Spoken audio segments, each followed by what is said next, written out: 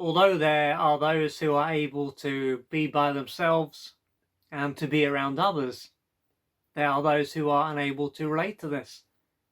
And due to this, when they are around others or in the company of one other, they can find it hard to connect to how they feel.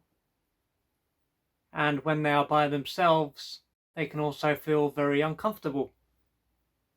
And so either option is not going to be good for them, because the ideal will be for them to be around others and to be connected to how they feel, and so they can reveal their true self. And then when they are by themselves, to feel comfortable and at ease.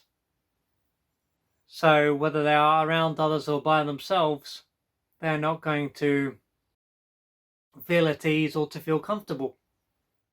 And if they are around others, then it will be normal for them to disconnect from how they feel and to lose touch with their body. And if they are by themselves, it will be normal for them to be in a lot of pain, or for them to simply disconnect from how they feel, because they can feel lonely and isolated. And so through engaging in an activity or consuming something, they can lose touch with what is taking place in their body and to go into their mind, for all their awareness to be in their mind. And through living in this way, it is not going to be possible for them to truly connect to others or to enjoy their own company. And if they were able to step back and to reflect on how they experience life, they may find that this is how they have been for as long as they can remember. And due to this, they could believe that this is just how they are, and that they were even born this way. And consequently, there is not going to be a great deal that they can do. They will just have to tolerate living life in this way and do the best that they can to handle the life that they have been given. However, even though it may seem as though they have simply been born this way, there is the chance that the reason they are unable to stay connected to their feelings and to express who they are around others or another, and to feel comfortable in their own company, is due to what took place during the beginning of their life. And this may have been a time when they were often neglected, and when they were given attention, they may have been given the wrong kind of attention that was out of sync with what they needed. And so practically from the moment they were born, for a number of years, they would not have received what they needed in order to grow and develop in the right way. And this could show that they were brought up by at least one caregiver who believed that a baby needed to adapt to their parents' needs. And through being this way, they would not have been willing to adapt to their baby, to give their baby what it needed when it needed it. And so when it came to feeding their baby and showing them affection, for example, they would have done this in general when it was right for them, not when their baby actually needed their needs to be met. And through being neglected, this would have been a time when they would have felt powerless and helpless and terrified and fearful, and they would have experienced rage and a lot of shame. And when they were given attention, they would have probably felt trapped, smothered, helpless, fearful and terrified.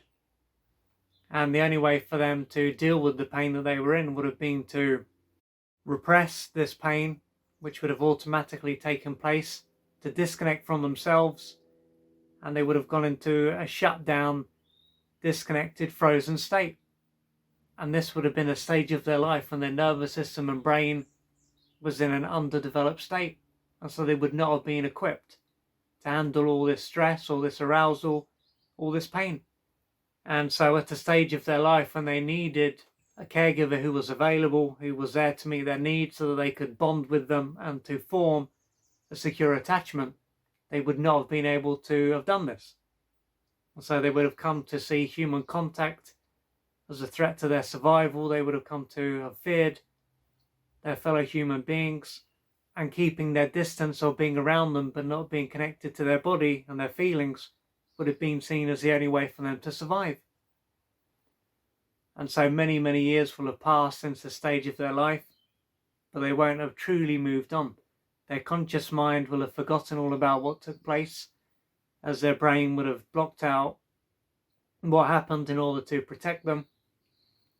And so at a deeper level, they will carry all this arousal and all this pain, and their nervous system will be overloaded, and their nervous system, their bones, their organs, their musculature will be carrying the pain they had to repress all those years ago. So if you can relate to this and you can see that you don't have a secure attachment and you find it hard to stay connected to yourself around others and to enjoy your own company, then you may have a lot of pain to work through and arousal to deal with as well, because as what took place was pre-verbal trauma, it is highly unlikely that you will be able to move forward simply by changing your thoughts and beliefs and your behavior, because this was a time when your thinking brain wasn't fully online, and so it would have been all about your feelings and how your body responded.